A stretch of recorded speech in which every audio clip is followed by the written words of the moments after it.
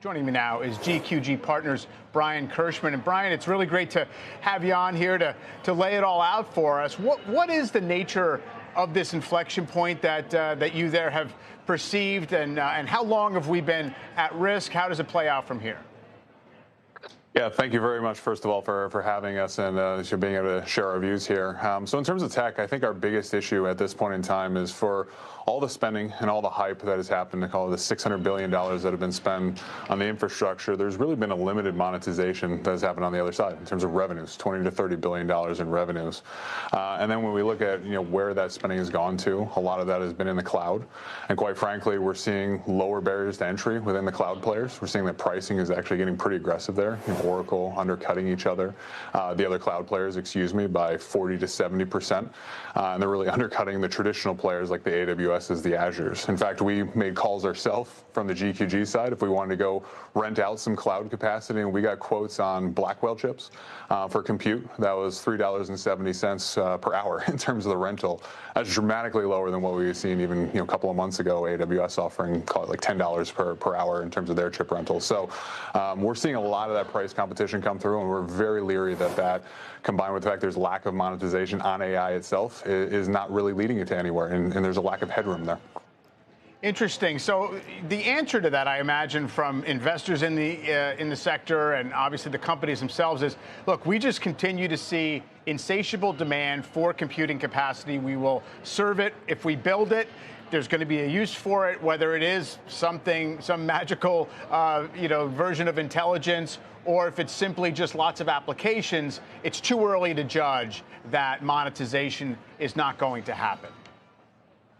So I guess 2 points that I would offer on the other side of that. Number one is, if you look at the MIT study, 95% of folks that were trying that in that study in terms of AI deployment found it was basically useless. They couldn't find a sort of an acceptable use. We did our own studies with consultants. One of the consultants we talked to from a big tech, big three consulting firm said that they did 400 AI projects on a year-to-date basis. Only 15% of those showed any sort of positive results.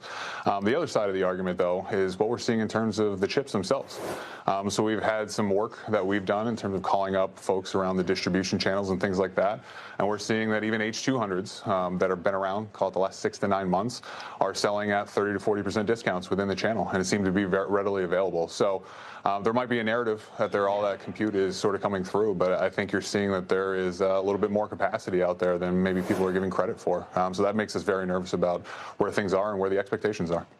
It's interesting, given, I guess, the tremendous collective bet that the market as a whole has on this sector, right? So, I mean, the market has tolerated the big cloud platforms and Meta and them essentially spending all of their free cash flow, handing it to NVIDIA. Half of it falls to NVIDIA's bottom line. The market puts a 35 multiple on that. It's worked pretty well so far, as if there's not a lot of kind of victims or losers in this program. So what does it mean for the overall market, even the economy, if somehow we have a recognition moment that this is not really paying off?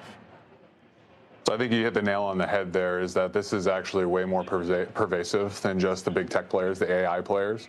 Because if you think it globally, even outside of the U.S., all of the best performing assets and stocks in other markets around the world have AI implications on them. So you think about the best semiconductor stocks or memory stocks within Korea, for example, are all attached back to high bandwidth memory, which goes into AI and data centers. You think about the European cap goods, the industrial companies that are providing the electrification equipment and also providing generators and things like that for on-site power. That's all been a beneficiary of this AI narrative. You think about even the banks within the U.S., a lot of the capital raising, M&A, advisory activity, private credit, private equity side of things. All of this is being raised for sort of AI and going into this same narrative over the course of time. Even on the utility side, we have a decent amount of utilities exposure, actually a lot of utility exposure.